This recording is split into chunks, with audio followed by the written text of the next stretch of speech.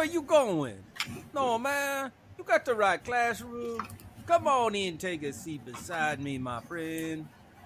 Hey, look, here come T.A. Charlie. Let's see what he got to say. Oh, morning. You're watching The Road to Concord with Professor Joe Bakanovic.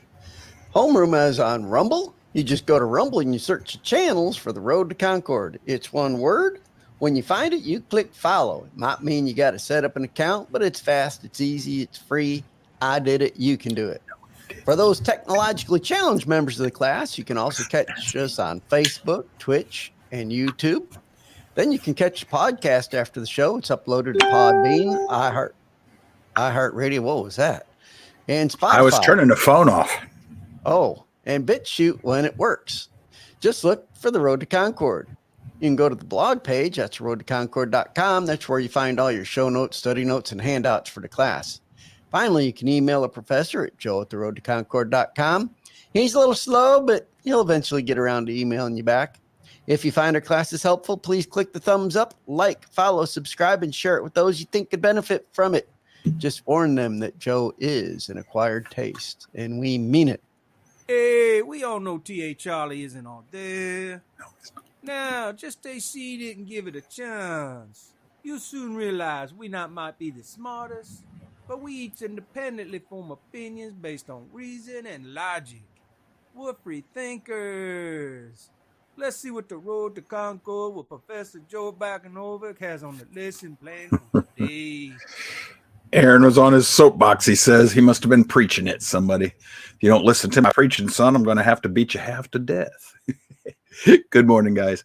All right, we're going to start. This is part 2 in our little look on Genesis. Don't know how long it's going to last or how long we're going to go at it. Hopefully you guys aren't seeing that flickering in the screen I'm seeing, but if you are, please, apologies. Don't know what's causing it. We're going to be looking at Genesis from a layman's perspective, but educated laymen, people who have done a little homework on this. We've got Charlie with us. Charlie reads Hebrew. I'm going to get him to prove that to you here in a few minutes. But I want to show you a little bit of what I've given you, and in everything I'm going to share with you today in your homework, I have at one point or another read or gone through or watched in my lifetime of studying Genesis. And what you're going to find today, if you stick with us, is that Genesis is probably a lot more complicated than you realize. The book of Genesis, especially the first few chapters. There is a lot going on there. And it's not all just translational issues. It's all also dealing with the worldview, the culture, and the times in which this book was written and produced. If you go to your homework, roadtoconcord.com, go all the way up here to the top, it says show notes. Come over to 2004, come over to September, most recent show right there. Click on that or follow the link that's in your description. What you're going to find is a series of things I've given you today. First thing in there is a video from Dr. Michael Heiser. You'll see I use him a lot. He's one of my favorite Hebrew Bible culture scholars that I've encountered. He's, in my opinion, he's what we would call buttoned down, man. He's good. So I'll give you a video of that. This is an overview of the Old Testament cosmology, the way the world worked to them. It's a review, a recap or deeper dive into what we did last week. Then what I'm going to do, and I'll just show you, there's some links right here, but I link you to Genesis in the Interlinear Bible. And then I'm going to link you to this. This is it's a biblical hermeneutical discussion over what we mean by in the beginning. And then I'm going to take you to this page, which is an exposition of what that Hebrew word means and what the idea and concept is. Then you're going to find a post here by Dr. Heiser, where he's explaining some things about the creation and that it's not supposed to be science. That's not what's being addressed. We're not talking about science, and that it's not proof that God isn't perfect and he's not omnipotent. And Dr. Heiser puts down a lot of objections that some non-believers have to the book of Genesis. This is somebody else's blog post where he reviews some of the work Dr. Heiser does to help clarify complaints and issues that people have with the book of Genesis. And then at the very end, this video here Everything you ever wanted to know about the first few chapters of Genesis. 5 hours. And oh my gosh, will Dr. Heiser get into the minutia of the Hebrew language? I don't know how many of his shows that Charlie has watched, but I know that there's another classmate here who has watched it. And Dr. Heiser, he doesn't get down into the weeds with the Hebrew. He gets into the roots. And then here's a little short video on good does not mean perfect. You know, when Yahweh says, you know, God says this was good, doesn't mean perfect. He explains what's going on there. This is a philosophical discussion. Down here, he's got a video on what it means to be created in the image of God. This is a PDF I pulled down for you that comes from your hermeneutical discussion, one of the first links in this homework. This is a link to Dennis Prager's Rational Bible, Genesis, and his commentary. It's not every line in Genesis. He's pulled out certain areas he wants to talk about, and I'll show that to you in a minute. And then this is a link to the Hebrew Bible, a translation with commentary. Oh boy, you don't want to go follow that and see what it's going to cost. It's not a cheap Bible, but it is eye-opening in the way it's translated, because it's better than most of our English Bibles. In a lot of ways. And today I'm going to read from it and I'll show you what I'm talking about. But Dennis Prager's book, it's oh man, this is an apologetics must have. If you want to understand Genesis, he will greatly help you with that. He's going to explain a lot of what's going on there. We're going to look at some excerpts from that book. But then this is the Hebrew Bible. It comes in, it's just the Old Testament. It comes in three tomes, and it's got notes on the translation only. That's all they're worried about, is the translation. Why is it translated this way? And we will get introduced to this as the class goes on today. Now, before we get going, a little quick word of, I don't know how to put it. Let me give you an idea of what to expect today. This is going to be a loosey-goosey class. And it may not be the most easy to follow at times. If you've got questions, please use the commentary section. We've got one of our new class members. She's been trying to use Rumble, and she's been commenting in the permanent comment section, and that's cool. That's good. Somebody, if you see her, try to help her see if she can find and use the live chat. That might help her more if she wants to put questions up during the show, because I know she comments sometimes when she's on Facebook. But if you have a question, please stop us and ask us to elaborate or explain something. I do much better in person where people can do this live. But use the tools that are available to us if you can. Ask your questions. You're here to learn. Charlie and I are here to try and teach. And this is a subject I think that he and I are actually, we may not be seminary trained, but if you give us the time for today's show, I think you're going to see we actually have studied this subject in wide, broad ways. So it's going to be kind of all over the place a little bit. And that's, well, I don't know any other way to put this, Charlie. That's because Genesis is several things all piled into one text. Well, we're looking at this from a Hebraic perspective, and that's the way they think. Yeah, it's all so mixed that's together. what you're going to get. Yeah, because there's a lot going on, especially in the very first chapter of Genesis. A lot. So you're going to get an idea of why we say if you do not understand Genesis, you do not understand the rest of the Bible. Just from these two chapters. I mean, this is just That doesn't mean you can't get saved. It just means you're eating boiled potatoes instead of potatoes with all the yummy on it. All right. Before we get going, the Bible, the book of Genesis, is one of its number one critiques. It is not about science. It isn't. Genesis, especially the first few chapters, is a polemic. It's an attack on other religions. And I'm going to prove that to you today. It is an attack on the worldview of the Gentile/pagan world around Hebrews. It does not adopt the thinking and theology of the other nations like so many people say. It doesn't. It turns them on its head. the book of Genesis is something new in human history. When it's written and it comes out, it's the first time this stuff's ever been said. Okay. Rather than thinking that it's got to be turned into modern day scientific understanding, you got to start learning to think like a Hebrew. Genesis is about who? Yahweh. What? Creation. Why? Because it pleased him. It's about who, it's about function. You know, well, okay, what's the function of Yahweh? He's the creator. He serves a function. He's the creator. He's the pre-existing one, but that's his function. He creates. What does he create? The universe. Why? Because it pleased him. The idea that Genesis has to be looked at as science, that's Greek thinking. That is out of context of the Bible. That just doesn't work. That's not what's in our scriptures. So now, what I propose to do today, hopefully everybody can see this. It's the best I can do. If you go to your homework, you can literally pull this up. This is the Interlinear Bible. This is Genesis 1:1. And I propose we're going to go through this line by line because it's not all that much. And we're going to stop and we're going to have commentary and explanation as we go. There's going to be a lot of this.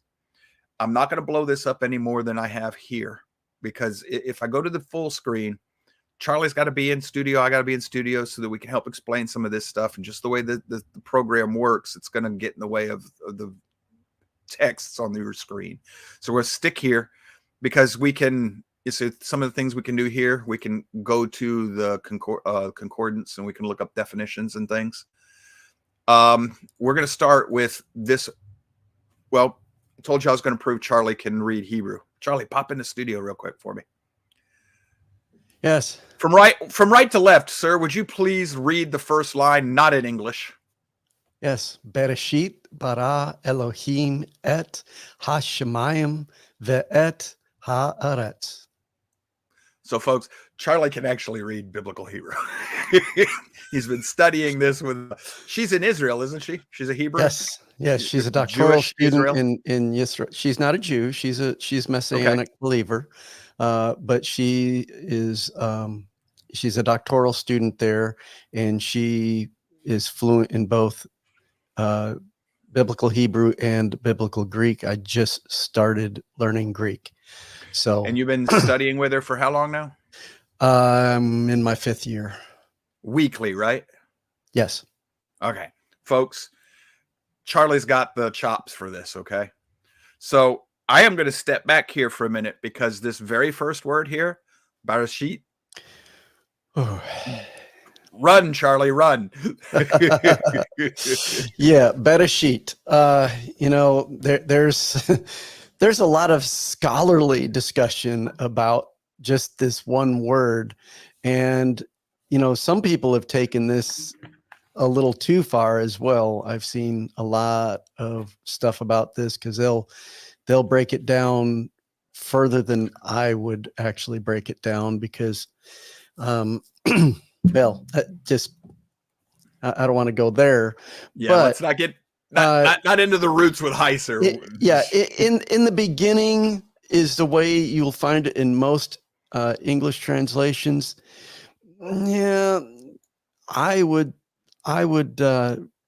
say, and then you have the second word. I'm going to jump into that just for a second so that we can, because these two together really are what we're talking about. Bara, you know, it's translated as created, but it's a special creation. The word bara is only used in conjunction with Yahweh creating. It's never used when man or even other gods create. It's only when Yahweh creates. So this is a very, very specific verb here. So, you know, it says in the beginning, you can translate it that way that, let's see. Would you like me to read how my Hebrew Bible translated it? Rashid, I'll get to that. Rashid does mean beginning or at the first or at the top. There's several ways because Rosh is the shorish, the root word. I have to think of it in English here. And the bait here, the first letter here is actually a preposition, and it can mean on, in, when, by, against. So if I were to translate this the way I understand it, it would be when Elohim, or God, when Elohim created.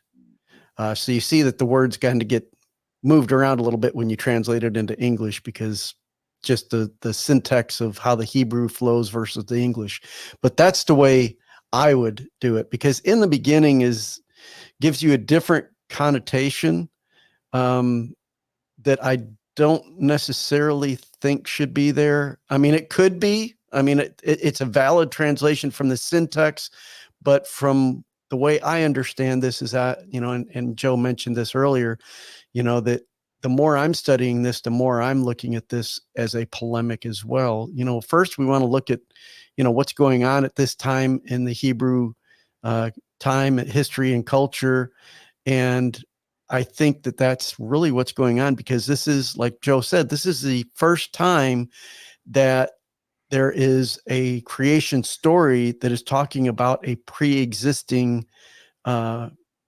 Yeah, For in lack the of a history better of word. man, we don't see this in this text because of our cultural and historic setting in the history of mankind. When this was first written, that it would have jumped out at them, and it's that word that Charlie this would have been about bara. This would have been talked about all over the place. Oh, yes. My gosh, this is a heresy. Yes. For some people, for a pagan, yes. It would be.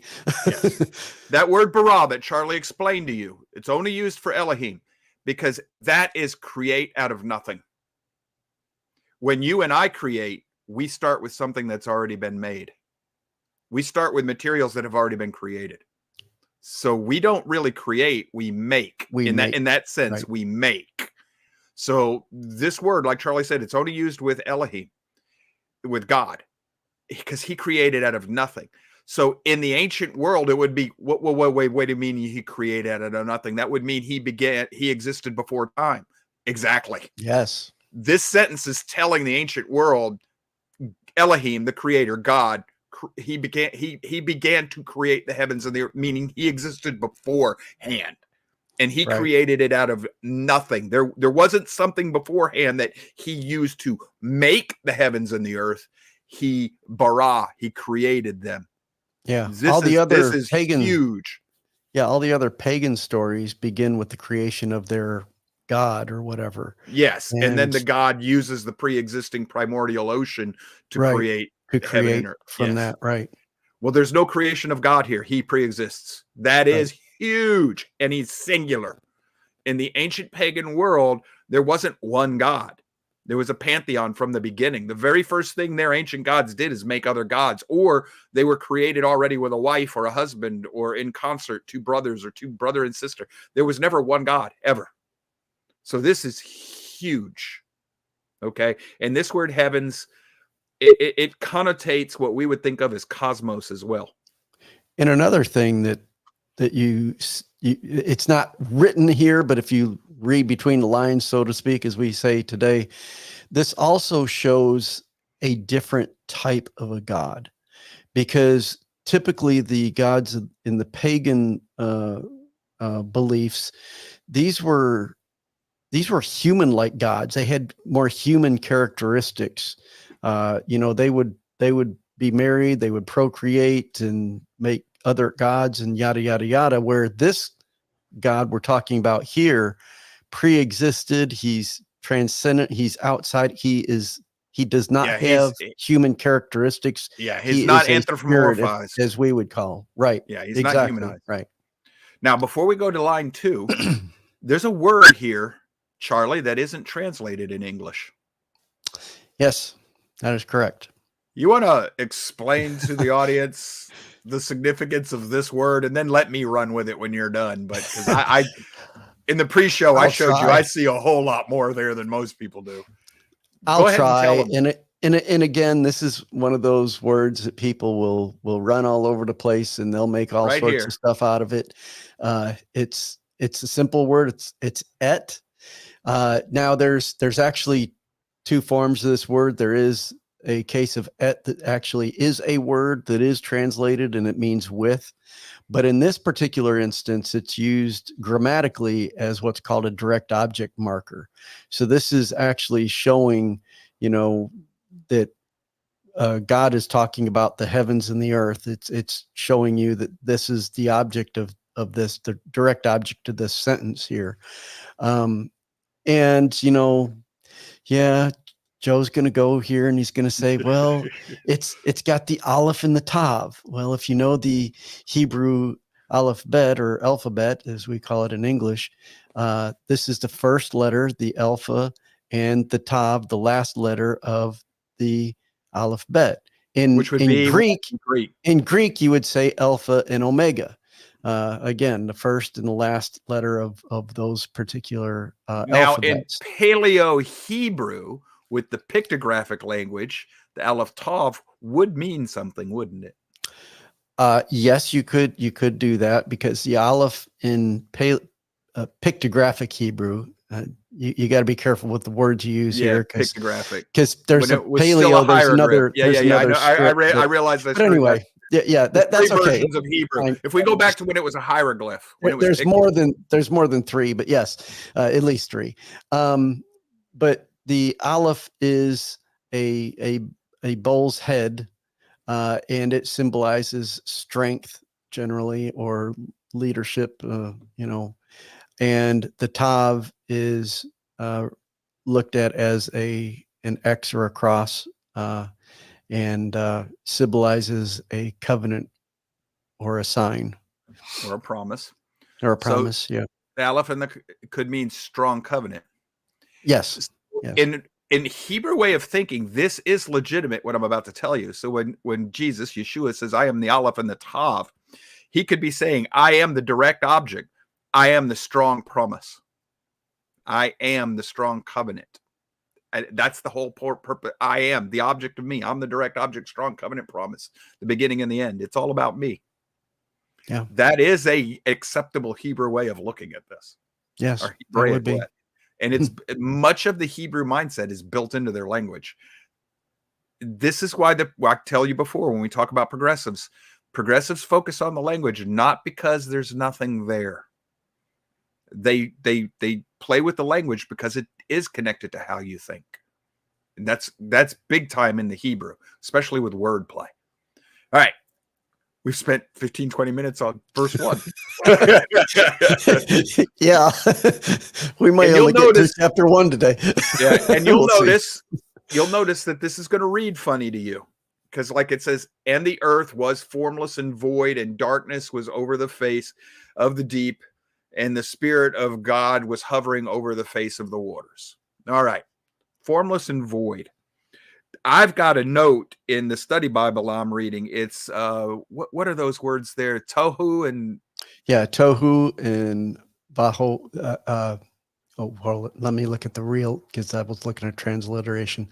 Well, the Hebrew's up there. Vavohu. Yeah. All right.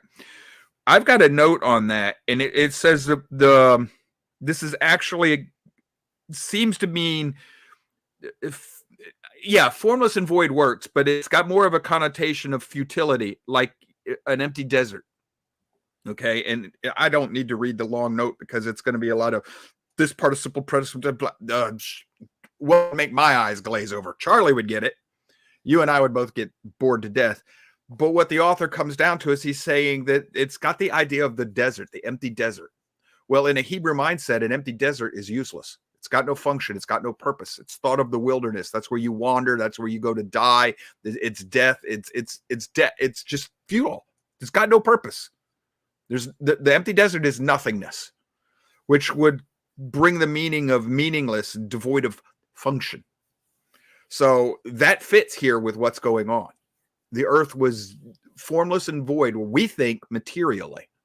Well, that doesn't mean that it had no shape. What the Hebrew is saying is it had no purpose, no function at that point. It wasn't given order. And then it says the darkness was over the face of the deep. If you understand the ancient world, that darkness means obscurity, if I'm correct, right? What's that? Vahusek?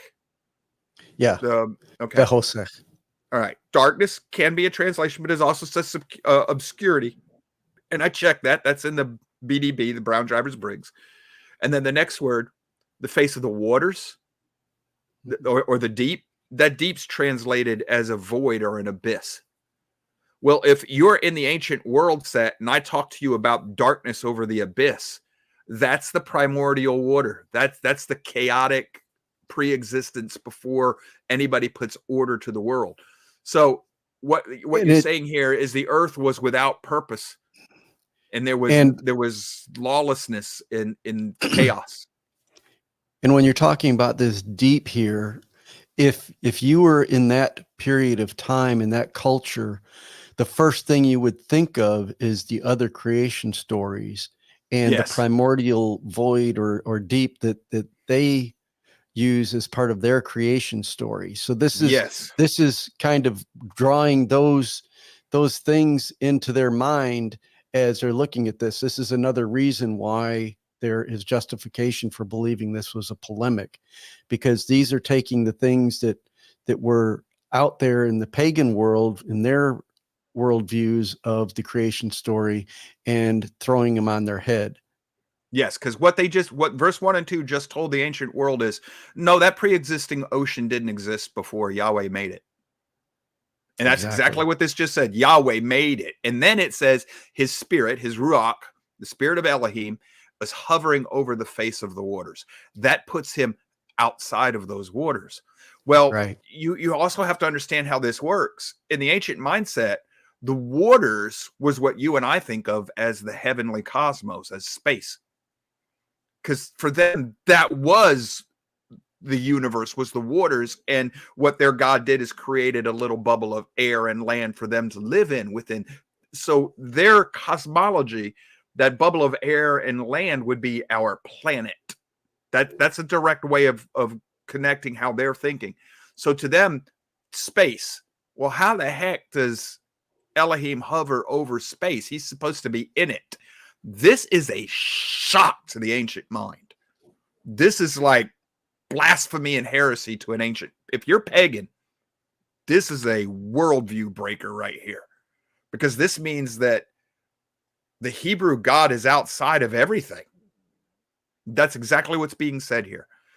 Now, if you come along today and you read the first 2 lines of Genesis and you don't know the ancient Near East mindset of non-Hebrews, you know, the Egypt, Canaanites, Mesopotamians, if you don't know their mindset, you're not going to see this.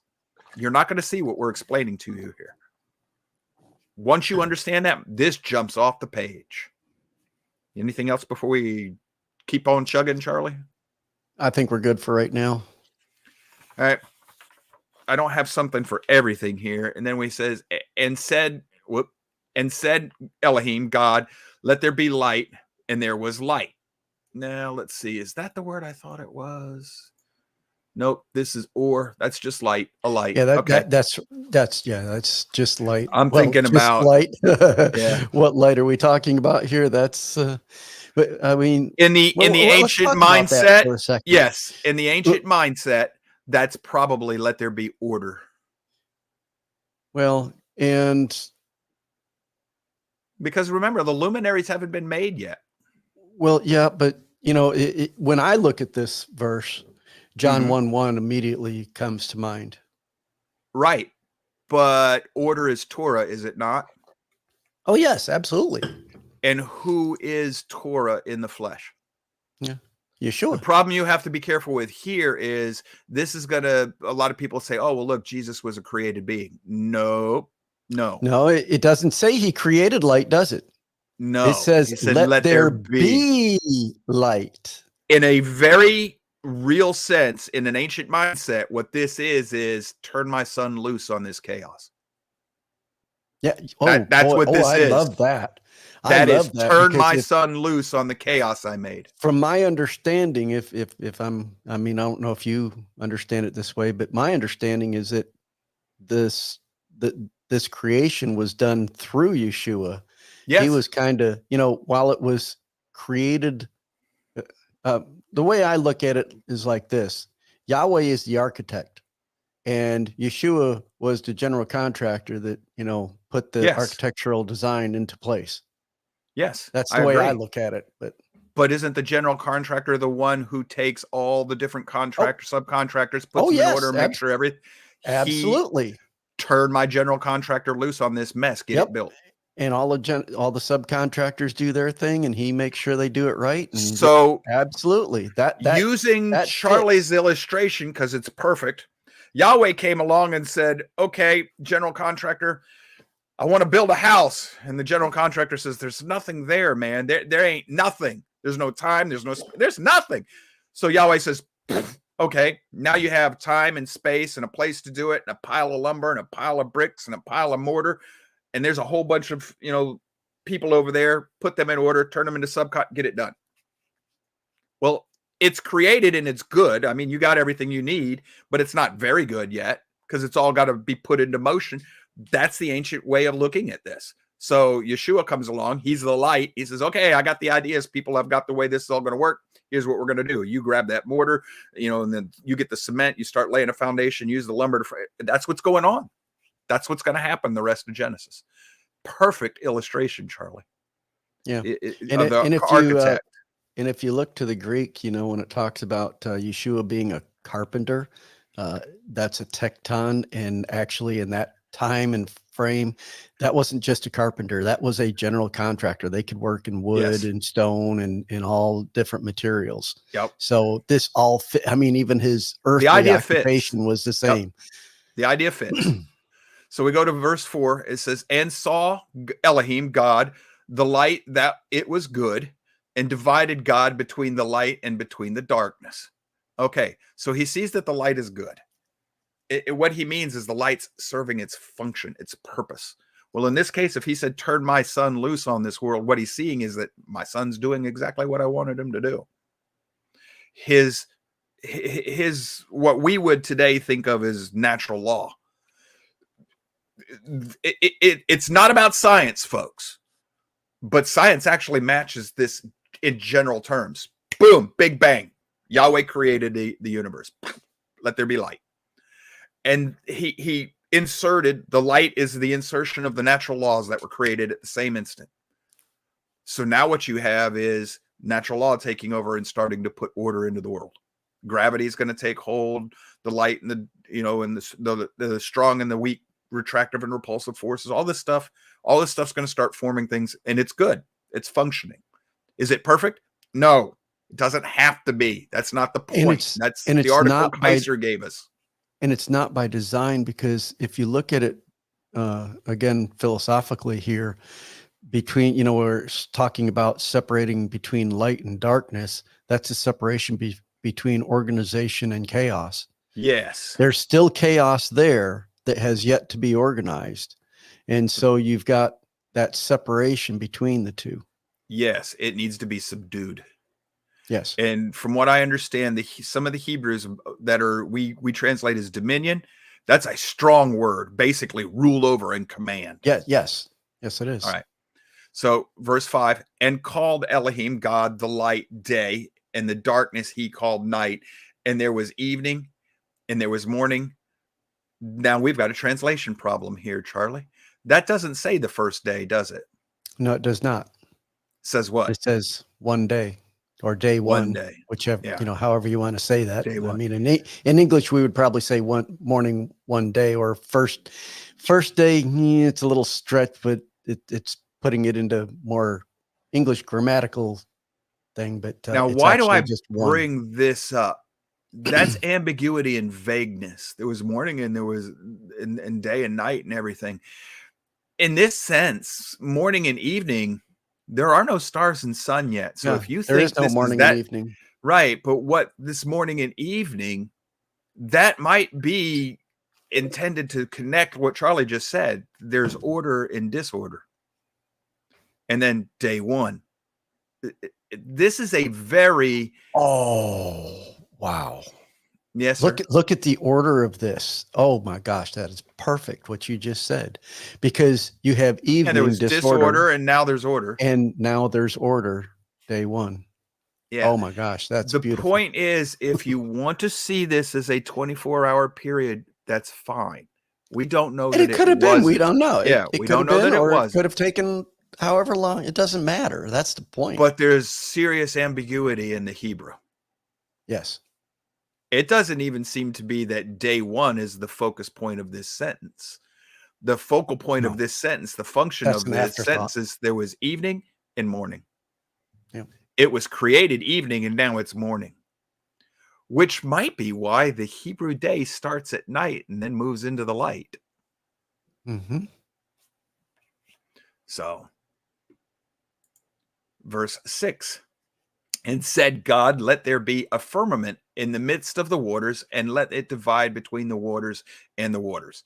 That word firmament. Is there anything you wanted to note that one on, Charlie? Because firmament. Well, I mean, from what the gentleman who means wrote an the Hebrew Bible, it expanse. says, right. Yes. We translated it as vault, but he says it basically means a plane or an extension, a hard extension of some sort. Right. So vault works. But in the ancient mind, they literally thought that, kind of like there's a dome over that separates the primordial ocean and gives them a bubble of air to live in. That's how the ancient mind thinks. So what's going on here in Genesis is Yahweh's like, okay, that's how you guys think of things. I'm not going to try and teach you that you're living on a planet and floating in space. That's not what I'm after. He's going to tell them, here's the point. Yahweh did this, not some other God. This is Yahweh that did this. Okay? And what they're doing here, what the author of Genesis is doing, is really establishing the Hebrew concept of monotheism. Not that there aren't other created spiritual beings with authority and power and dominion, but that there's one creator spiritual being who created those other lesser beings. He's over everything. And those other lesser beings are not gods in the sense that they are deity. They're just Elohim, spiritual beings. And then, by the way, the waters from the waters, that is the ancient primordial deep. That's that ancient primordial deep that we're telling you about. Verse 7. And it does have some interesting connotations here, just the way that grammatically it's talking about the waters here. It's talking about Hashemayim, which is a specific plural in Hebrew. It's a dual, which means two. So it's talking about the waters above and the waters below. If you jump forward to Noah and the floods, you'll see where it talks about the waters above, brought the rain, and the waters below burst open to bring the flood upon the earth. So that brings that to mind here. And actual Shemayim, which means the heavens, that's also a dual, which is talking about two forms of water. So it's just a grammatical thing, but it is interesting to look at that and see what, maybe some more connotations to that. Okay, verse 7. So made Elohim, or God, the firmament, and he divided between the waters that were under the firmament and the waters that were above the firmament, and it was so, which is just a repetition. That's Hebrew parallelism. It likes to repeat. And called God the firmament sky, and there was evening, and there was morning, day, the second day. This word sky, it's heavens, but this is the first heaven. The what? Yeah, did y'all know that there are 3 heavens in your Bible? There's what we would think of as the atmosphere. Then there's what we would think of as the sky. The space, rather, outer space. And then there's the heavenly realm, the spiritual world. In the Bible, it would be the atmosphere, the firmament, and then heaven, where Yahweh and the spirit beings lived. If you pay attention, you're going to find, especially, I think Paul, he talks about the first or second heaven, and it talks about the first heaven in the book of Revelations. You're going to find it. That's what the first, second, and third heaven is. It's atmosphere, space, spiritual realm. Yeah, and something back in verse 7, just quickly, we were talking about earlier in the first verse, it was talking about bara, but in this instance, it uses yasa or yas, which is to make, right here. Bayas. So this is actual, like we were talking earlier, he's this is using something taking the substances created that are already there to put together these things. Hey, look, there's our buddy Et. Yep, there's that again. All right. Let's get ourselves to verse 9 now. All right. And said God, let be gathered together the waters under the heavens into one place, and let appear the dry land. And it was so. I'm reading this kind of crazy, folks, because it's actually the English translation of the Hebrew words. It's an interlinear Bible, which is also today you're learning how to use it. So let there be gathered the dry land. And then it happened just because Yahweh speaks this into existence. And in the ancient times, most gods had to use something that already pre-existed. They had to make. So they would make the land out of the blood of a dead god or something. Yahweh's speaking this stuff into existence. That's new too in their time. And Elohim called the dry land earth, Eretz. Now this is an important word as we go on into time, but we'll get to that probably in the future somewhere. And collected the waters he called seas, and God saw that it was good. There again, it's functioning, it's serving its purpose. Genesis 11. This is just checking the time there. And God said, let bring forth the earth grass, the herb, the herbs and the grass and everything, and yields the seed in the trees and fruit that yields fruit according to its kind, whose seed is in itself on the earth. And it was so. So it brings forth the vegetation. Okay. This is one of these areas where I just want to stop for a minute. If you're looking at the Bible to be science, how's this grass going to grow? How's this vegetation going to grow? There's no sun yet. How's that going to work? If you have to force science onto Genesis, go read Job, the creation story Job by Dr. Hugh Ross, and he'll explain it to you. One way that you can look what we think of as the Big Bang Theory and how things evolved over a long period of time, he'll show you how it does fit the Genesis story. If that's what you need to make you comfortable with this, go read Hugh Ross in his book on Job and the creation story, and he'll explain it to you very well. I don't necessarily know that I agree with it, but I don't necessarily know that I don't, because I don't care about whether it was 6 days or 6 billion years. I don't care. That's not the purpose of Genesis 1 and 2.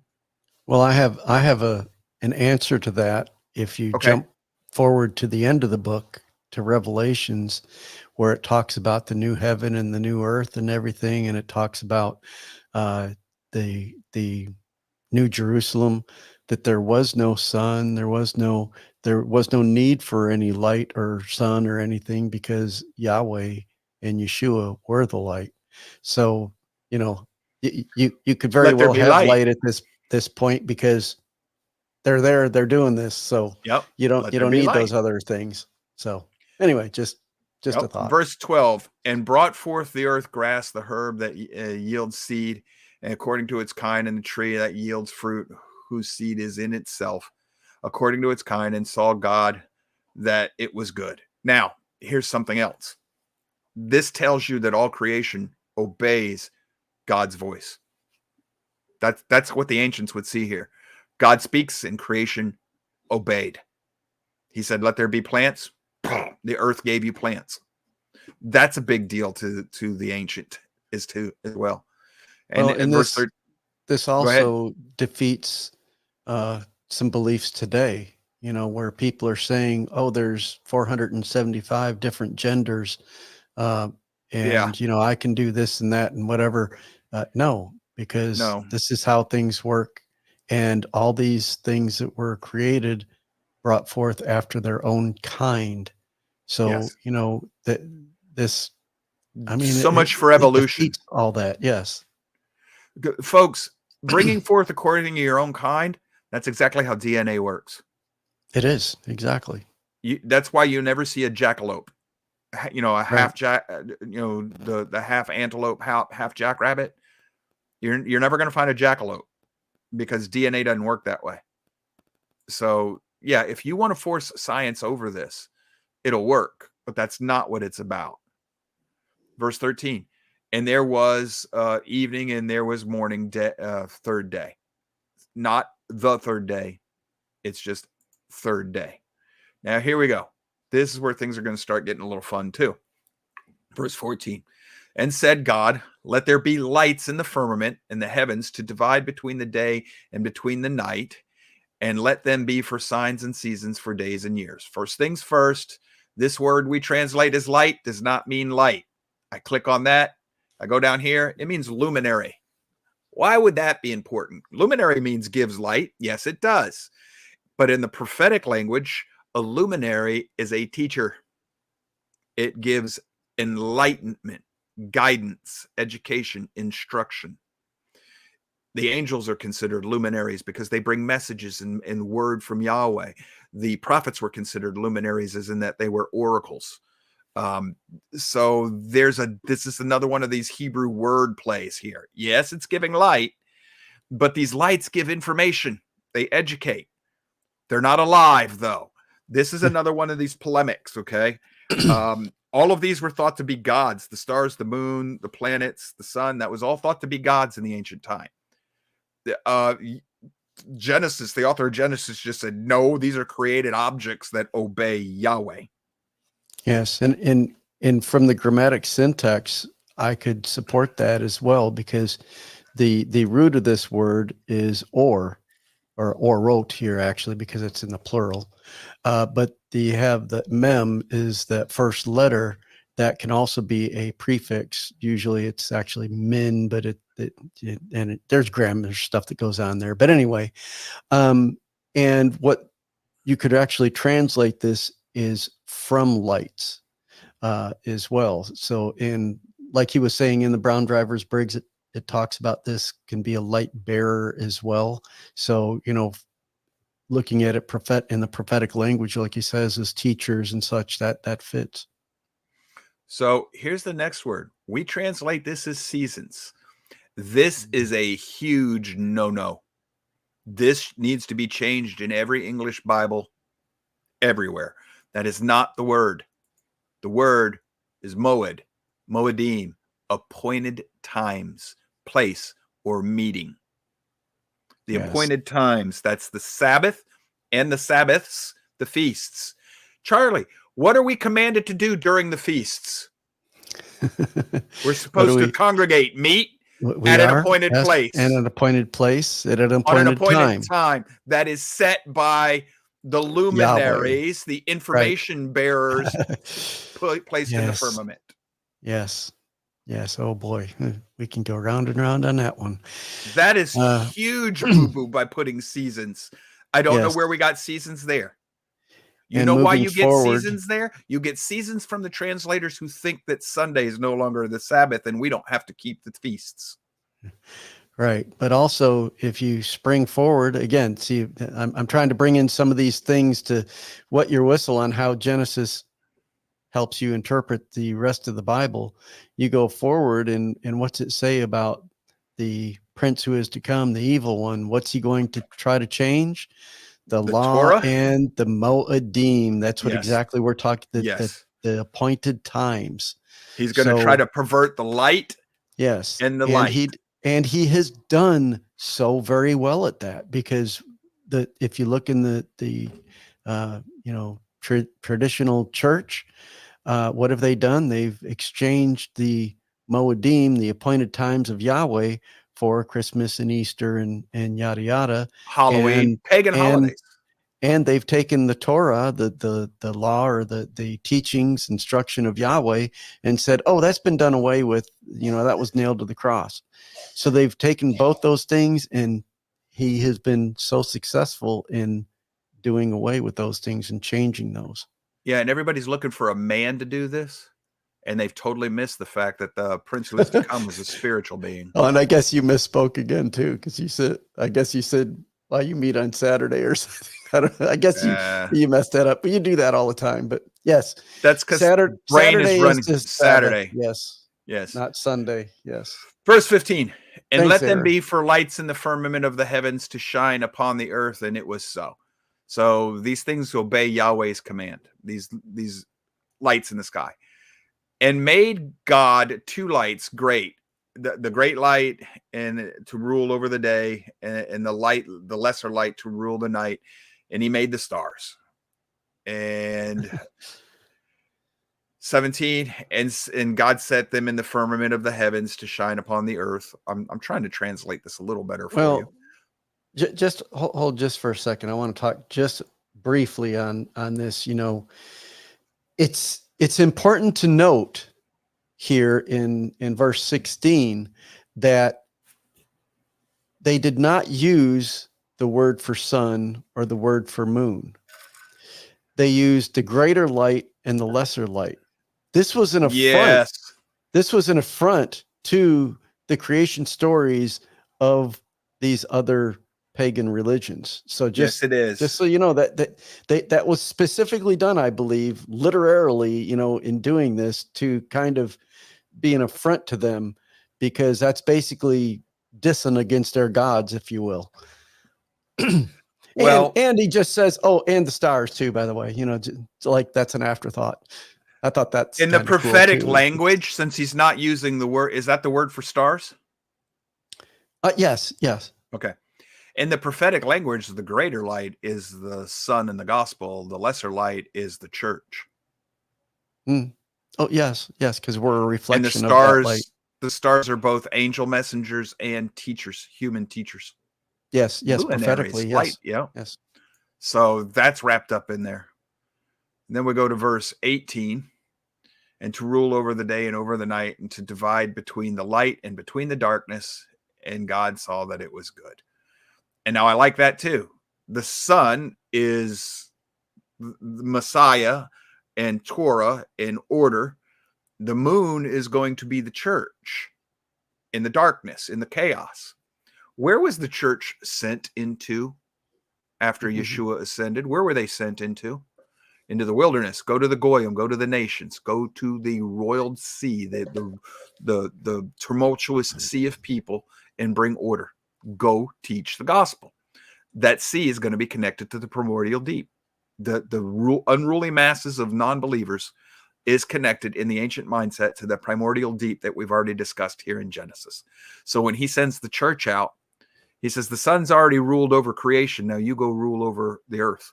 Subdue the earth. Teach these disorderly people order. Teach them the gospel. It works. It works. That's not necessarily what's being said here. That's not the point. The point is, if you understand the patterns in Genesis, it helps you understand what goes forward for the rest of the Bible. Genesis is setting the patterns that are going to be throughout all of Scripture the rest of the way. Verse 19, and there was evening and there was morning the fourth day. And now Genesis 20, and God said, let the waters abound with abundance and living creatures and birds, and let them fly above the earth and across the face of the firmament of the sky. And in verse 21, so God created sea creatures, great and even things living that move, with which abounds in the waters, according to the kinds, and every bird winged according to its kind, and saw that it was good. These sea creatures, these great sea creatures, that's the Leviathan. That's Leviathan. Sea monsters in some translations. That's another polemic. The sea monsters in oh, sorry, I tried to get to the mute button before I sneezed. I didn't make it.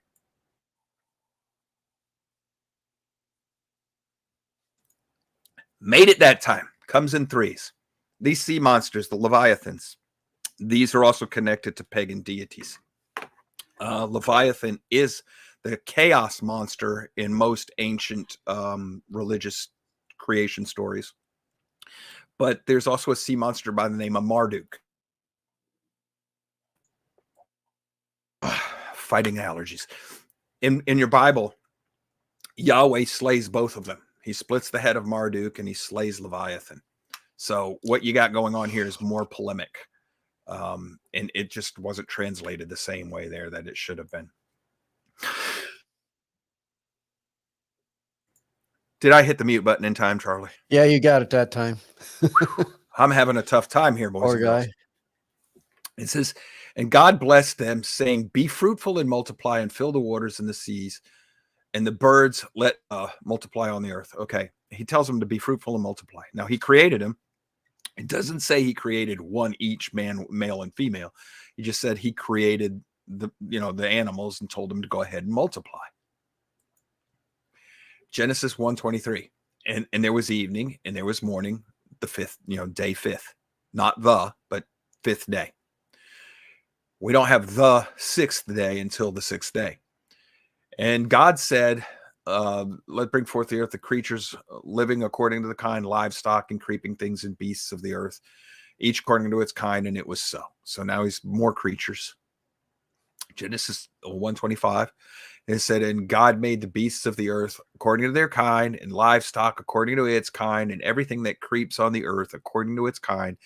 And God saw that it was good. So they served their function, their purpose. They did what they were supposed to do. He's setting up an ecology, okay, a ecosystem. And he says it's good. 1:26. This will be the last verse before we go to our break. And God said, let us make man in our image, according to our likeness, and let them rule over the fish of the sea, and over the birds of the air, and the livestock, and over all the earth, and over every creeping thing that creeps on the earth. Okay. Let us. So I asked Charlie before the show. Us is definitely implied here in this word. But man is not necessarily a single man, is it, Charlie? No. Is this singular here in the grammar today, in this verse, in this line?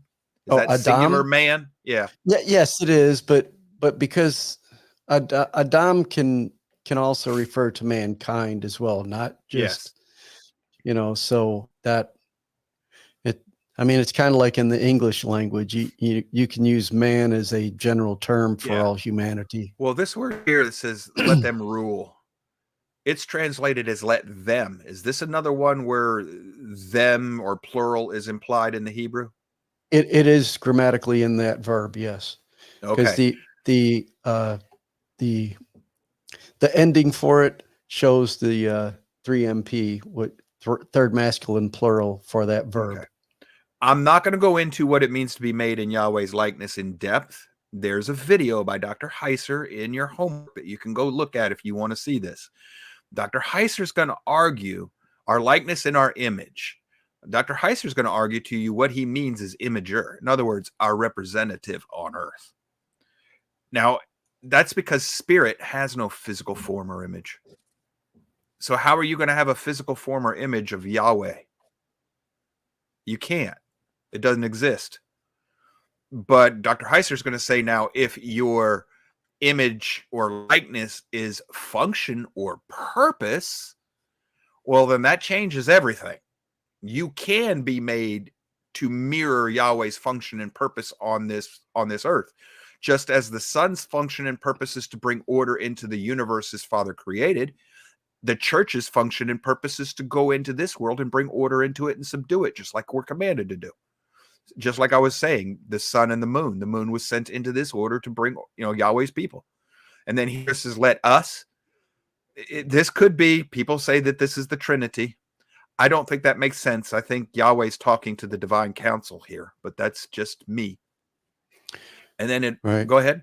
And then the word here for let them rule is the way it's translated here. This is to have dominion, to dominate, to rule is part of that, but it's a kind of a forceful verb here. In other words, he just made man king of this creation. Yes. Dominion. Yeah. Which is important because in chapter 3, man's going to lose that dominion to the Nakash. Right. Okay. And so let them rule over every creeping thing and other livestock and everything else. Okay. Notice what happened here. He made all the plants. He made all the living creatures in the sea and said, be fruitful and multiply. He made them multiples, plurals. He made all the animals, plurals, be fruitful and multiply. And then he makes man. And he's going to give them the command to go ahead and be fruitful and multiply. It says, so created God man in the image. God had created a male and female. Well, wait a minute. Uh-oh. Yeah, that's more than one person here. This seems plural. Created them plural. And then he's going to tell them to be fruitful and multiply and bless them. God said to them, be fruitful and multiply and fill the earth and subdue it and have dominion over the fish of the sea and the birds of the air and over every living thing that moves upon the earth. Dominion, rule.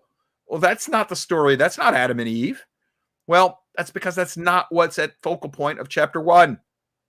Chapter 1's just looking at who, what, why. But notice here, he says, and God said, behold, I have given you every herb that yields seed, which is on the face of all the earth, and to every tree which is in it, and the fruit of the tree yields to you, and it shall be for food. Is this you plural or singular, Charlie? Right here. Look him. That's second masculine plural, so it is plural. So he's talking to more than one person. Yes. Conceivably. So that's a plural mankind. And to every beast on the earth, and to every bird of the air, and everything that creeps upon the earth, in which it has the breath of life, I have given every herb green food for it. And so he's given food. He's setting order into, setting it all down. And God saw that everything he had made, and indeed it was good, very good. And then there was evening and there was morning, the sixth day. This time we have the sixth day. And when we come back, we're going to pick up with a few other things that are going on. But if you want to look at it this way, the whole species of man was made. Well, then what are we going to do with Adam and Eve? Well, chapter 2 has a whole different literary form and a whole different theological focus. So this could just be the typical Hebrew mindset. This is how I'm going to talk to you when I talk about the who, what, and why of creation. Now I'm going to talk to you about the relationship between the creator and his creation. This is the creation. Chapter 1 is about the creation. Chapter 2 is about the relationship between the creator and the creation. When we look at it and think that it has to be one straight, linear, coherent story that all makes sense and it's all written in this, supposed to be read in the same context, we screw the pooch, because we forget that we're not ancient Hebrews with an ancient Near East mindset. Right. And we are usually responsible for messing up the way we read this stuff, not the text. All right, break time, I think, Charlie. Yep, time to dance. Yep, see you in 6 minutes, folks.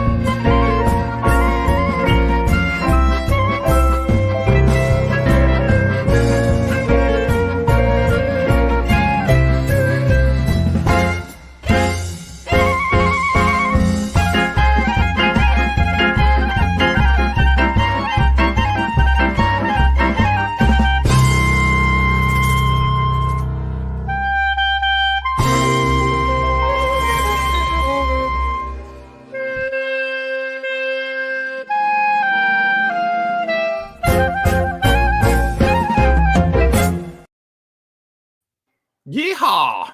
All right. You can just stay in studio if you want. Charlie was dancing pretty good, folks. He got riled up toward the end there.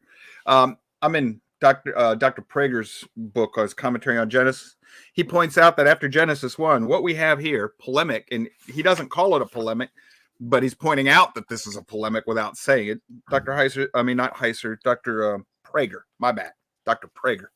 Me and names. I swear one of these days Yahweh's going to hit me with a brick. He says this is the first time that we have the posit of a creator of the entire universe. First time in human history. And it also tells us that we are the only species that cannot live without a purpose. Where did it say you had a purpose in the book, in chapter 1 of Genesis? Be fruitful, multiply, and subdue, and have dominion over. That's your purpose, according to Torah, his teachings, his ways. So if you do not have a purpose, you make one up, because you have to have one. As a human being, if you don't have purpose, you got to create one. Otherwise, you become apathetic and you will die. You can die from apathy. Trust me. You go study people who have been put in jails. They die of what we call despair. You know, they get put in isolation and left there forever and ever. They just give up life and quit. They just die. There's no reason. They're fed. They're breathing. No reason for it. They just quit. They quit living. A human being must have a reason to live. Prager also points out human beings cannot create. We can only make. Genesis tells us that creation out of nothing, that's something that only Yahweh does. And the only exception to this rule is that Yahweh lives outside of this creation. Everything else was created. Everything. Even the spiritual beings, the angels. And this tells us that Yahweh lives outside of time and space, and that he precedes it. He was pre-existing. This is the first time in history where the creation story has only one creator. And unlike the other pre-biblical creation stories, there's complete silence regarding the birth of the deity here. All other creation stories, the deity was born, and their gods are very human-like. They have emotions, and they're fickle, and they're angry, and nothing like a totally different character in nature. They can be killed. Yahweh can't be killed. All other pagan gods can be killed, sometimes even by humans, if you read their mythology. Prager points out for the first time in history, we have a present with God who is completely separate from nature, because God created nature. This is new. This is totally new. And it's the first time you have a creation story without some form of sexual procreation between gods. And that's true, because up until this time, up until Genesis, that's how you made lesser gods. Greater gods had sexual relations. How Mormon of you. Yes. Or they killed each other and made babies out of the body parts of their dead opponent, and then they had sexual relations with them. So there's a lot going on in what we would call chapter 1 of Genesis. Then we get to chapter 2, and it's like somebody grinds the gears and we change. There is a segue. The first few verses of chapter 2 are a segue, and that's where we're going to go now. It's not a sudden change, but we're going to change. This is a recap of what's happened. Chapter 2, verse 1. Thus were finished the heavens and the earth and all the hosts of them. So creation is finished. And God ended ended God on the day seventh his work. God ended his work on the seventh day, the work which he had done, and he rested on the seventh day from all his work, from all the work which he had done. Remember, we're using an interlinear Bible, so this isn't the easiest thing for me to read either. But in other words, he ends his work. Now, this word here, Charlie, you see this one, malekto? Yes. I understand that that's occupation, what you do for a living type work, right? Like what we would think of as our profession. Right. So remember last hour, I told you Yahweh's function seems to be to create. His occupation is creation. That would work. That works. Because this is important to us. Remember, we need Genesis to understand the rest of the Bible. So when Moses commands that you cease work on the Sabbath, Saturday, the Sabbath, okay, for me and my misspeaking, he uses the same word. He says no ordinary or no occupational work. Now, I don't know how that applies to us today, and that that's not the subject for today. but that's something that it's right here in the Sabbath. Okay. In connection with what Yahweh's doing. And remember, these first few lines of chapter 2, you're in a transitional period. I'll explain when we keep going. And God blessed the seventh day, and he sanctified it, because on it he rested from all his work, his ordinary labor, his profession, from which he had created, that God had created all that he had accomplished. In other words, he created. That's his profession, to create, and he rests. He blessed it. In other words, he set it apart. He consecrated it. Help me with something here, Charles. If Yahweh, the creator, consecrates something, can man unconsecrate it? We can defile it. We can defile it. Yeah. We can't unconsecrate it. We can defile it, though. Yes. In other words, it's holy ground. Right. The Sabbath is a form of holy ground. Yes. Is it not? Okay. Yeah. Basically, yeah. We can't make it unholy. All we can do is defile it, make it dirty, make it unclean. Correct. But we can't. Right. I mean, there's a temple.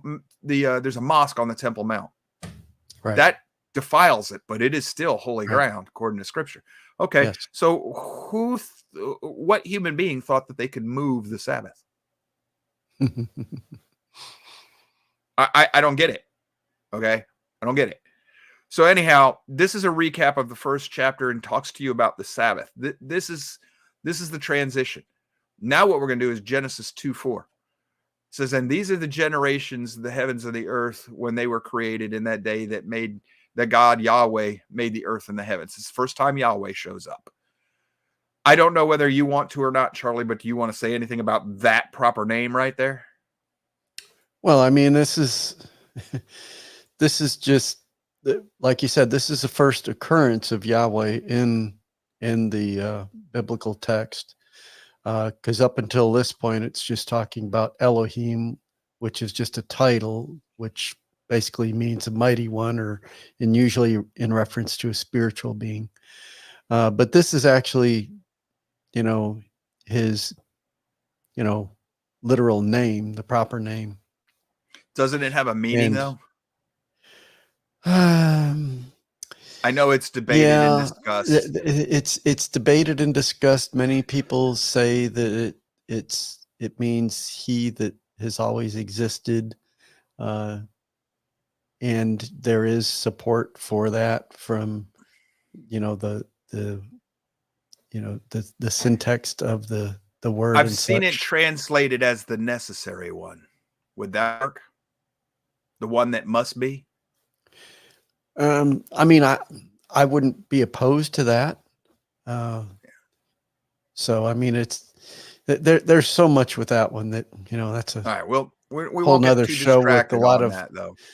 Yeah. Okay. And it says, and any plant of the field was before in the earth was before, and any herb of the field before had grown. Okay. And before any of this had grown, before there was, Yahweh had caused it to rain, or Yahweh Elohim, Yah God caused it to rain on the earth, and there wasn't any man to cultivate the ground. So see what we've done here? We've already changed now, and it's getting harder for me to read. There's a reason for that. It's getting harder to read. There's a note, and I'm going to read this out of the Hebrew Bible. He puts a note down here. He says, as many modern commentators have noted, the first creation account concluded with the summarization phrase in the first half of the verse. This is the tale, literally. These are the beginnings of the heavens and the earth when they were created. These two paired terms, heavens and earth, take us back into the envelope structure of the paired terms of the very first creation story. Now, after the grand choreographical blah, blah, blah, he says what's going to happen now is the author of Genesis starts writing in sentences that are very long, very convoluted, and start folding back on themselves. And he says it gets hard for even people who understand Hebrew to get this translated. And according to this author who reads Hebrew, because he translated the whole Hebrew Bible into English for us, lots of notes, even he says that in some cases here in this section, chapter 2 of Genesis, translators have to use their best guess. Charlie, you've studied chapter 2 of Genesis and you study Hebrew.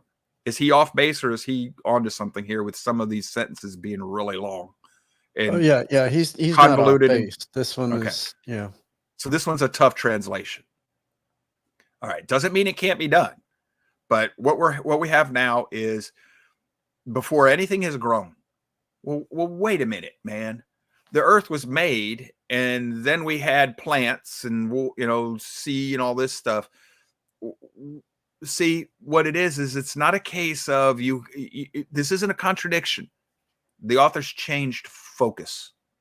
It's like saying, okay, I'm going to tell you the general story of the founding of America.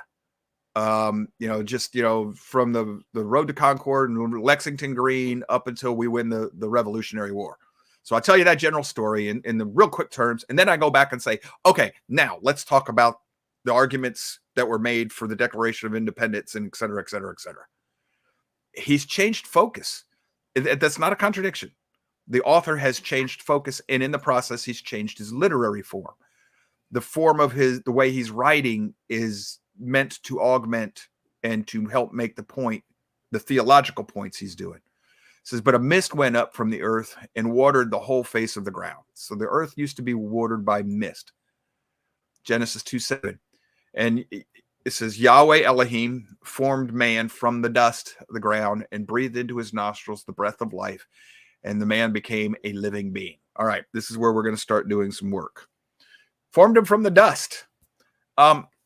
This word formed, is there anything special here, Charles, or is this going to be created, or is this created out of nothing, or is this made? You know how we were talking earlier about there's a difference between creation and making something? Or is this the same word? This isn't bara. This is a different form. Let me look at something here, because I think let's go to the interlinear and see if it gives us anything. Sure. Yatsar, to form or to fashion. Yeah, that's what I was going to say. Yeah, because BDB says like a potter. In BDB, right. That's what I was getting at. I wanted to make sure that that's what my thinking was correct on this. Right here, folks. And keep going down a little bit further.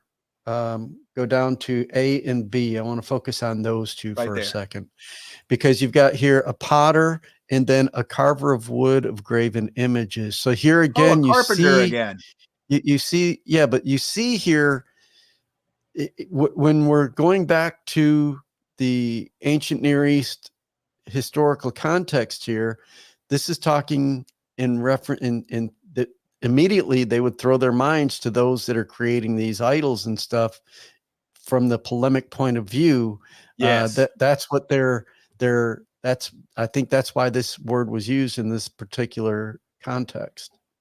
So what we're basically being told, though, is Yahweh created man, right, from the dust of the ground.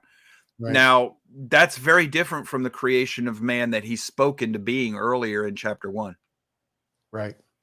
So like I was talking to Rick about this, if you want to, I'm not telling you this is in the text right here. It's not.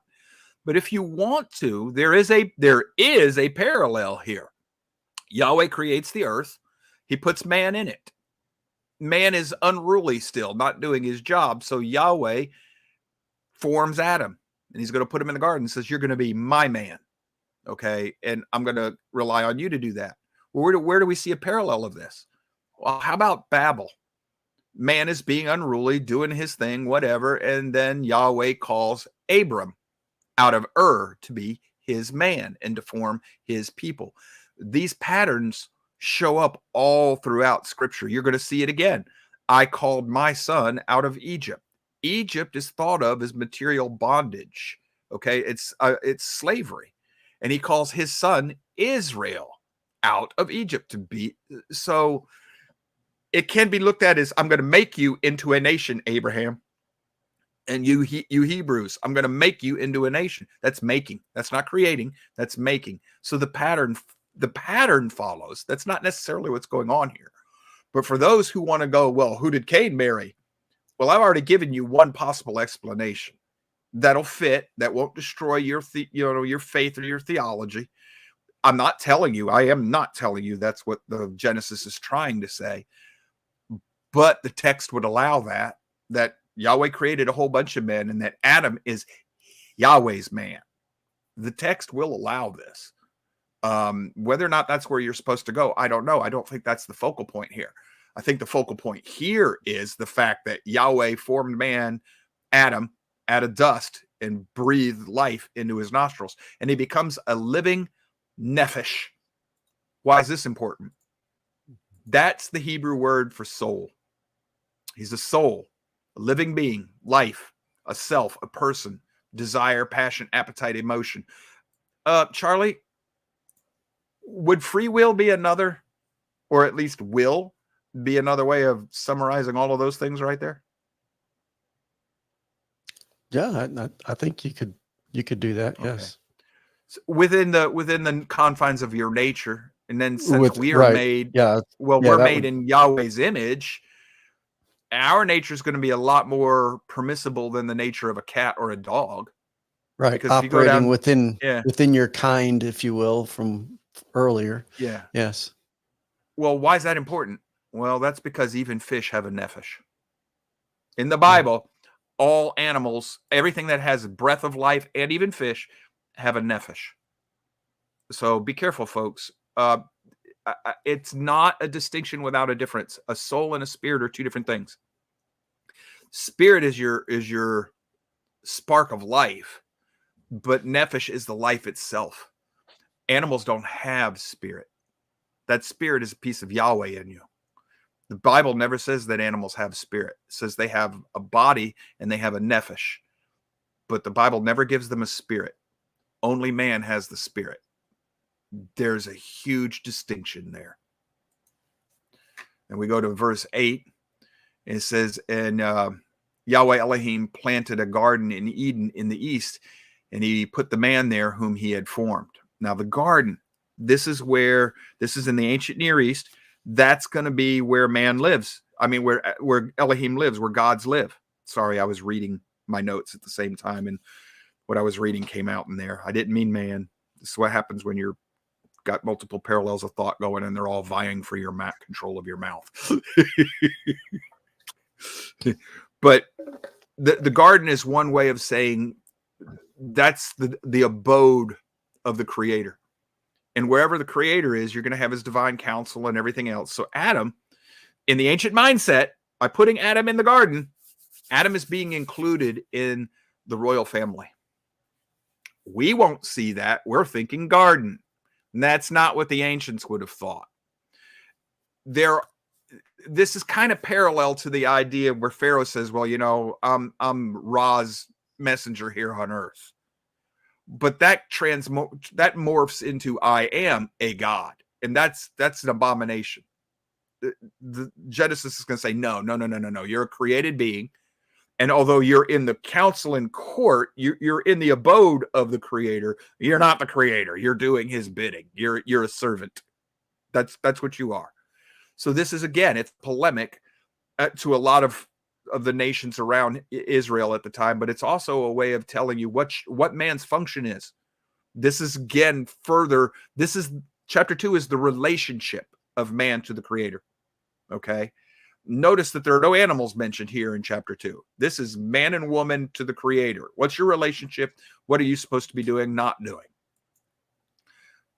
Verse 9, and Yahweh Elohim made them grow, made out of the ground grow every tree, and he made the trees grow out of the ground. Everything that's pleasing to the sight and good for food. And the tree of life was in the midst of the garden, and the tree of knowledge of good and evil. All right, those two trees. This is very simple. What are the two trees? I've seen people argue with this. Grace is life, folks. That's the tree of life, grace. Grace gives you eternal life. It even says, you know, it doesn't say grace, but the tree of life. If you eat of grace, you have eternal life. If you have grace, the grace of Yahweh, you have eternal life. That's in the New Testament. But what does Paul say? Where do we get the knowledge of good and evil, of sin? Sin, the knowledge of sin. Where does Paul say that comes from? Torah.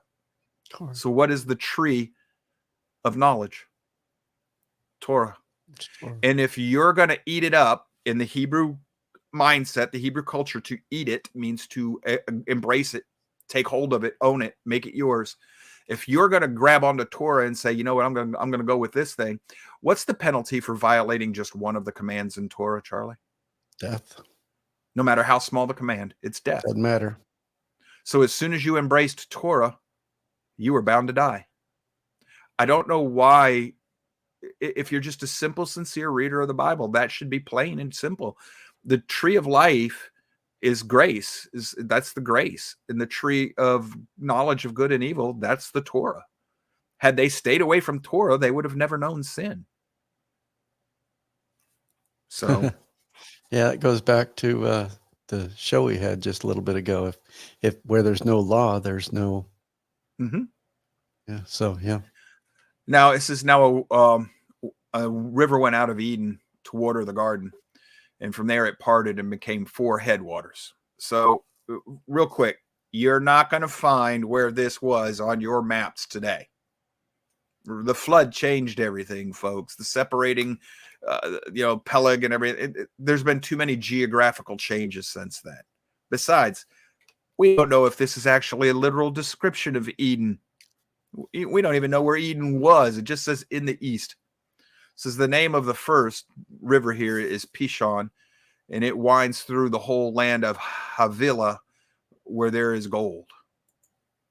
And then verse 12, it says, and the gold of that land is good, and there is bdellium and stone, the onyx stone, also in that area. Verse 13, and the name of the second river is Gihon, and it winds through the whole land of Cush. See, now, in ancient land, Cush is Ethiopia. So how'd that river get there from somewhere east of Babylon? Like I said, be careful with this. Genesis 2:14. And then the name of the third river is Tigris, and it runs along the east side of Assyria. And the fourth river is the Euphrates. Now, the Euphrates and the Tigris, we don't know if those are the same rivers today as they were back then, but at least they are in the same area. And Yahweh Elohim took the man and put him in the Garden of Eden to tend and keep it. There he goes. He's got a job. Tend and keep the garden. Now, the garden is the abode of Yahweh on earth. That's where he lives. That's his royal palace. And in an ancient mindset, it would also be on a mountain. You can't have a garden on a mountain. So this is cosmic geography language as well. So that's another reason I'm telling you, be careful. This Eden might have been in a place that was halfway between the spirit world and halfway between the physical world. We don't know. But Joe, text doesn't say anything about that. Yes, it does. If you have the ancient Near East cosmological mindset, yes, it does. Go listen to some of Dr. Heiser's videos. He'll explain it to you in great detail. This is cosmic geography on a mountain, and it does say Yahweh lives on a mountain. Just go read the prophets. It says he lives in a well-watered garden too. Go read the prophets. That's spiritual cosmic, universal cosmic geography language. So it could be an in-between. It doesn't necessarily mean it was just on earth. And Yahweh Elohim commanded the man, saying, of every tree of the garden freely you may eat freely. And then he says, but of the tree of knowledge of good and evil you shall not eat from it. For on that day that you eat of it, surely you will die. Now, I don't know how the Hebrew has this, Charlie. Does the Hebrew tell me I got to die the day I eat it? Or is this a case of from that day forward, I'm condemned to die at some point? Well, here it's got that bait is the preposition to day here, so it's on, by, when, against. So it could be interpreted a few different ways. So on that day, it's gonna you'll be predestined to die. That's when death will enter. Okay, that works. Genesis 2:18. And Yahweh Elohim said, it is not good that man should be alone. I will make him a helper, suitable helper. Wait a minute. Chapter 1, I already have females on the earth, don't I? That's not the point. The creation of man is not the point. It's not the focal point here. It's the relationship. Notice, Yahweh puts Adam, the first man. And in this case, are we ever told in Genesis that his name is Adam? Or is this just a generic, I put the meat monkey in the garden, the man? Because I don't think he becomes a proper name until the New Testament. That's a good question, actually. All right. So let's just say he put the man in the garden. Now, he put the man in there to give him something to do. He's got a purpose now. And Yahweh is saying, it's not good that he's alone. That's relationship. That's concern. That's care. That's agape love for Adam. Okay. So he says, and Yahweh Elohim formed out of the ground of every beast in the field and every bird of the air, and he brought them to Adam to see what he would call them, and whatever he called them, the name of the living creature, that was its name. Notice what it just said. It formed. Oh, wait a minute. This has man being created before the beasts of the ground and the beasts of the sea, and this is a backwards creation order. Oh, see, the Bible can't be real. That's a contradiction. No. Different theological focal point. I can tell this story any way I want. It like Aesop's fables. The fable is not supposed to be real necessarily. It's the moral point of the fable that's important. These stories in Genesis are not necessarily seen as a literal, this is what happened in the past by the people listening to this. They're looking at the theological point.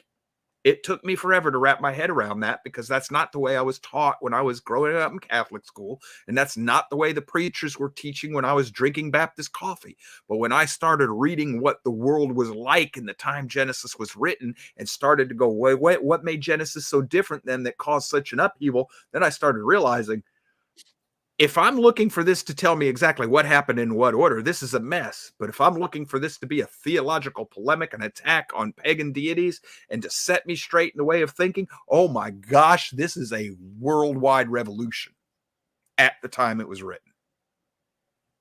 Tracking with me, Charlie, or am I being a heretic? Yep. No, you're okay. I'm with you. So that solves this problem. It's no longer a contradiction. It's not a big old mess like the scoffers would say. It's just that you scoffers are trying to read the Bible out of its proper context. So Adam gave names to all the livestock and to the birds of the air and to every beast of the field. But for Adam was not found a helper, suitable helper for Adam. There was no helpers for him, which if you're wanting to marry your cow or your horse, that's telling you that's a no-no. So Yahweh Elohim caused him to fall into a deep sleep, to fall upon Adam, and he slept. And he, Yahweh, he took out of a rib and closed up the flesh in this place. Now, that word rib, what's this actually mean? No, that's a mistranslation. It's really the side. Yes. I mean, it can be translated as rib because rib is part of your side, but this really, I think, is better translated from the side. Yes. Well, it's going to get even better in the next verse or two. Let me show you. I'll tell you what the translator of the Hebrew Bible says. And right here it says, Yahweh Elohim made the rib which he had taken from the man into the woman, and he brought her to the man. Made. Wayaben. Built, right? Constructed. Something along that line. Is that what that word means? Let's go to 1129. Yes. So BDB is going to tell me. Yeah, Bana. Yeah, that's to build. Right. I'm going to go down. Where? Oh, holy crap.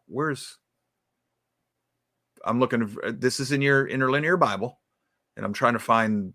Okay, it doesn't have a one here, but it means to build. Okay, to build, like an architect.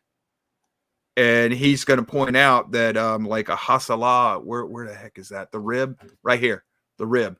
What's that word again? Is that the side again, Charlie? Yes. Mm-hmm. Okay. So he's going to build, the author of the Hebrew Bible, he says this is kind of like a construction around. He built around, kind of like what Charlie was saying when he was using the illustration of the construction, the carpenter and the general contractor or whatever earlier. It's the same general thinking that he creates the woman around Adam's rib. And then he presents her to the man. And Adam said, now this is flesh of my flesh, bone of my bone, flesh of my flesh. This one shall be called woman, because out of man, this one was taken. This is where we're going to get into what is 802, the word for woman. Right here, we're going to have woman, wife, female. Isha. Right. How do we pronounce? Okay, Isha. he's going to get into the idea that there's something else going on here, because she's. I still don't understand this one, but in the Hebrew, the connotation is stands opposite, or constructed opposite man, or whatever. And he's pointing out in the notes that this is not so much that she's necessarily his helper, but she's there more as a helpmate. Is too weak, is what he's saying. She's there to be a guardrail to help make sure he stays on the straight and narrow. This language here, in my opinion, is figurative. Yes. So when you're taking the woman from the man's side, okay, she is to be beside him, and they are joined to become one flesh.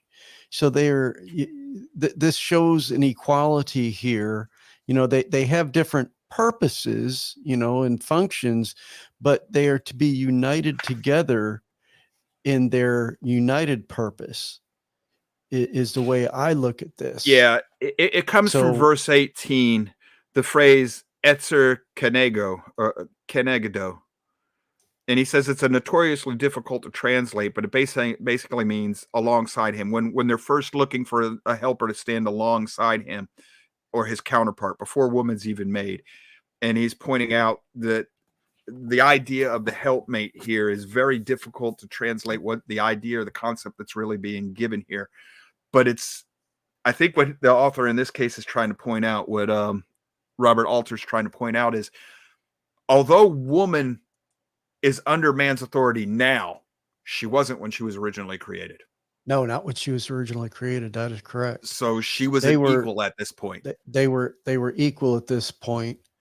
And, you know, while male and female have, you know, like I was saying, different roles to fulfill, they're united in their dominion, right, if you will, in subduing the earth. Under that, they are united. And of course, you know, to multiply and replenish the earth, that's part of that command as well. And it says, therefore, a man shall leave his father and mother and be joined to his wife, and they shall become one flesh. Now, he points out something that's interesting here, yes. One flesh. And the two of them were naked, and the man and his wife, and they were not ashamed. And then he goes right into their one flesh, but here there's two of them. Yeah, but he's just talking about that Hebrew juxtaposition of things. Well, and there's more to it, because echad is, yes, you can translate it as one, but there's more to it than that as you look at it. Echad can also mean to be united in purpose. Where's echad? Where it's the last word, 259 there. Right there. Yeah, no, go down. You were right. Last word of that sentence. Okay, there it is. Right. Yeah. You're saying it a little differently. So echad, one. Yeah, but we need to go to BDB, don't we? Yeah. It's an adjective noun. It does mean one. Each, every, certain, indefinite. Okay, yeah, that's another one of those words that's kind of. Yeah. It goes on and on and on here. But yes. Yeah. So. All right, and that's going to leave us where we're going to end. You're looking at united. So the point being here to drag out of this at the moment is, let me go ahead and dump that. I firmly believe, with the study I've done on Genesis, especially chapters 1 and 2, 3, the chapter 1 is a strong polemic. It's about how the universe came to be and who the creator is. Chapter 1 is about the creator.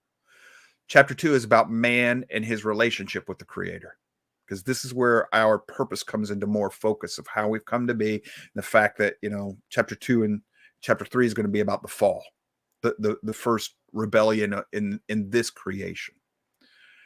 These are all theological in nature. They're not history. They're not what the Greek mind wants. They're what Hebrew mind wants. Well, fortuitously, this was written by Hebrews to Hebrews for Hebrews. It wasn't written by Aristotle for Socrates and Plato. Okay. And as soon as we get that in our head, we can start reading this differently. and it'll start talking to us differently because we're going to focus on different points of what's going on in the book of Genesis. Now, what I wanted to point out for chapter 2, in the very end, notice, and we focused on it, man and woman stood opposite each other. There was no one higher than the other. There was no one above. And it didn't say one was on the right hand or the left hand of the other. The connotation is they stand opposite facing each other. Equal. Right. They were equals. They're not equals anymore. Man is still given authority because of the curse and everything that happens. The woman is now placed under the authority of her husband. That's part of the curse. And then the husband working the man working the land's no longer going to be without labor. The curse that we're going to run into next week, chapters 3, 4, 5, or whatever, that's a whole different thing. Okay. And that's what we're going to try and do. We're going to try and cover chapters 3 through 5 next week, because chapter 6, we're going to need to spend an entire day on that one. That's going to be a gnarly monster right there, Jack. But we'll get into Cain and Abel and all of that, and to the fall and the Nakash. And I'm going to have some serious homework for you there on the serpent. That you ever listen to Dr. Heiser's argument on that Nakash? Boy, is he convincing. And if you're a Hebrew grammar geek, you're just going to be geeking and jonesing out with that discussion, because man, does he get into it. I can follow it. I don't understand all of it, but I know when I'm listening to somebody who knows what the heck he's talking about. Because he's like Charlie. He's, well, it's this, that, and this participle present, and this prenominative, and all. And I never got good at that when I was in high school. Ain't no way I'm going to be good at it now dealing with Hebrew. So if I hadn't scored an 18 on my ACT on the grammar side, dude, my ACT score would have been through the freaking roof. But I suck at grammar. It's that's why I gave up on the idea of learning Hebrew. I'm like, I'm not going to be able to do it. So, but this is what I wanted us to get out of chapters 1 and 2 in Genesis. And that was important to me. Okay. And Charlie, is there anything you would like the class to grab out of Genesis? Well, before we do that, let's handle a couple things. We got questions, or did I? There's one comment from Ray here. He did talk a little bit about the name too. I'll let people just read that comment, but he says, "Remember, a day is 1,000 years." In the prophetic language, it depends, because they're not always in prophetic language, because sometimes it's hundreds of years, 100 years as well, if I understand some of the prophetic language correctly. So it depends on the context. There is what I wrote to him. Yeah. And then we have one other question here from Aaron that he wrote earlier that you might want to tackle here. This was question a good from Aaron one. Spikes. So Yahweh created the heaven and the earth. So at the end, when he creates the new heaven and earth, will it be like it is now, just without sin? And will we be keeping Torah? That's my question. From what I understand of what the prophets do write about the new heaven and earth, there's not a lot of it. No, there's not much. There'll be no sin. And if there's no sin, you don't have the tree of knowledge of good and evil anymore. So Torah will probably be a non-entity. Because what's going to happen is the urge to sin will be removed from your heart. You'll still have free will, from what I understand, but that propensity to go our own way and away from Yahweh will be removed. This is one where most of the people I know are going to say, that's a contradiction, Joe. No, it isn't. That's not even a paradox. That's a definitional issue. This is a philosophical conversation that I'd love to have with you, but I guarantee you, I will lose most all of you in a heartbeat with that conversation. Promise you. Because I have to talk about concepts that if you haven't gone through philosophy school and hammered out with the philosophers of old first, if you don't know the background, if I can't talk to you in ways of like, okay, as in the days of Noah, and then I keep going, if I can't have that type of conversation with you, I can't explain to you how you can have free will and still have the desire to sin removed from you. And you still have free will. Okay. For most people, they're like, well, no, you're just a robot operating a program now. No. It doesn't work that way. But that's a complicated question. So the best you can think of here, the best way I would suggest for you to conceive of it for now, Aaron, in the new creation, I don't know what the earth is going to look like. It's probably going to be restored, because there are passages in the New Testament that say the earth is waiting to be restored back to what it was when it was first created. Right. Well, that will mean it still needs dominion. It still needs to be put in order. Well, that's the work we're going to have in the new creation. We're still going to have work. It's going to be restored. That's what the whole gospel is. It's about the kingdom of Yahweh. We're going to go back to Eden, essentially. And this time we're going to do what we were originally supposed to do, but the tree of knowledge of good and evil is going to be taken away from us. The only option we're going to have is a tree of life. So we're not going to be able to sin. It's not that you're not going to, the desire to want to is going to be taken away from you. So that's that's what's in the prophets and all. There's not a lot about the new world. All you can do is get into, he's going to put his Torah in your heart, but it tells you in some of the prophets that you're not going to want to do it anymore. The will to do it, the desire and yearning will be taken away. He says, I think as long as there's free will, there will be sin. Yeah, but you see, if you don't have free will, you're no longer made in the image of the master, of the creator. And you can't be his imager, and you can't love him. And if you can't love him, you can't worship him. And see, I told you, this is a philosophical discussion. Yeah, this would get very, very deep, because that. I told you it's a definitional argument. A tough one. Remember when I said it's yeah. And y'all, if you've been with me in any length of time, I know Charlie will resonate with this. Ray will. Jimmy Zinker would. If you get me in a really good, deep philosophical discussion, you're going to notice real quick. Most of the time, I'm going to cut right to the quick, get to the foundation. And it's all going to be on definitions. Because almost all the time, if you clarify the definitions of the terms you're discussing, the ambiguity goes away. Gone. It just blows away in the wind. But that's the problem. Most of us don't know how to do that. We don't focus on the definition and meanings of words. And as soon as somebody comes along that shows you how to do this, and you start practicing it and you're learning how to do it, and you learn how to define the terms you're using and their relation to each other, half the things that confuse us go away. More than half of them. Just like I just said, free will, you're going to sin. No, you won't. I told you, it's not even a paradox. It's a definitional issue. You say, well, I think if you have free will, you have to sin? No, not necessarily. And part of this, I think we have to consider is that at that point, those of us that will be left, if you will, however you want to say this, are going to be those that chose Yahweh and chose to follow his instructions, and they're, and will be free from this fallen world and the effects that come to us from that. So that desire for sin that we fight in this fallen world can be removed for us, so that we're free to just do what Yahweh wants us to do, which is what we want to do. Perfect. You reminded me of how to explain this one the better way I can.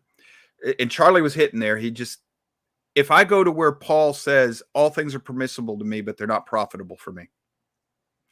If in the new creation, Yahweh takes and puts in you perfect discipline, you have free will, but he gives you perfect discipline and perfect understanding. Now, Paul's going to tell me, now I know what the better choice is, and I will always choose it. I'm free to do something else, but because I know it's not profitable for me, I won't do it. He still has free will, but he will never choose that which is not profitable. Right. That's the best way I know to explain this one to you. If he didn't want us to sin, why did he give us free will? You can't love him without free will. You can't worship him without free will. You can't be a servant without free will. Without free will, all you are is a tool. You're just a tool. My shovel has no free will. My computer does not have free will. My computer cannot do work for me. I have to tell it what to do first. Then it does it. And it does what I tell it to do the way I tell it to do it. That's the free will and personhood, moral agency, the ability to form intent and design, all of these things. If you're made as his image, in any way, shape, or form, or his imager, this is a requirement of the job. So you wouldn't be good if you didn't have free will, because you would not be made to suit the role you were sent to do. You wouldn't be made suitable for that position. It's like telling me, look, I need somebody to sit up in the tower and watch for forest fires, and when they see smoke, call me. All right, shovel, here you go. Well, the shovel's not good at this job because it's not made for that job. It can't look and make decisions and choose and decide for itself. It doesn't have a will. Say, well, Joe, I can make Coco do that. No, you can train Coco to do that, just like I can train a computer to do things. I can train AI. But if I tell Coco, look, go up the hill, sit on top of the hill and watch for smoke, and when you see smoke, send me a signal with a flashlight. Coco's not going to know what the heck you're talking about. But you would. Up the hill you'd go. You have free will to decide to do that. You don't have to be trained to do that. Like I said, this is a conversation where I know I'll lose most people. I've actually had this conversation in a class full of grad student philosophers before when I was 26. Held my own with it. It got deep. I'm not trying to deflect this one. It's just I know that I have to talk about concepts I've never described on this show before. I haven't given you the groundwork. Some of y'all do things that I don't do. Some of you are welders. Some of you, like, we've got a CPA. He starts talking to me about all the nuances of tax law. Psh, my eyes are going to glaze over, dude. I'll sit there like, whatever. But that doesn't mean I'm going to think he's shining me on. That's his wheelhouse. That's his job. That's what he does. That's his profession. I trust that he knows what he's talking about. Okay. Charlie starts talking to me about Hebrew. There's a reason I trust Charlie. I don't know Hebrew, but I know somebody starts talking to me and explaining something. I know somebody who has studied it from somebody who's faking me. Y'all learned that. So I trust Charlie with that because, dude, he's outside. And if he, like he did with us, he said, well, okay, that's how the word works. Trust me, it's a whole bunch of Hebrew grammar. We don't need to get into that. I do trust him on that because he could explain it to me if he wanted to, but he'd bore the snot out of me. Yeah. I would bore the snot out of y'all with this discussion about free will. Some of you I would fascinate, but the most of you, you'd be like, what the heck is he talking about, man? I just know it. Trust me, I've been there. I've seen it. I've done it. You ought to see the way people look at me when I start talking about different dimensions and how they work. Some of y'all are fascinated with that. Others of you are like, what the? And off you go. How does this relate to our theology? This is simple. I know this is a huge argument for a lot of believers. You cannot love Yahweh without free will. It's impossibility by definition. Love is a conscious choice placed into action. That's the biblical idea of love. You cannot choose without free will. You can't. If you do not have free will, then it's assigned. Your action is assigned to you. You didn't choose it. And if you can't choose, you cannot love. And that is essential to Yahweh's kingdom, if you will. Well, the gospel. It's essential to the greatest commandment. Love Yahweh with all your heart and all your might. Right. Because Yahweh, if I understand Yahweh and this free will thing that we're talking about, is that Yahweh chose at the very creation, or even before he began to create, perhaps, I am going to choose those that choose me. Yes. And so therefore he gives them this free will, which is an image of what he is able to do. He has his free will to do what he wishes to do. And he gives that to these creations that he makes.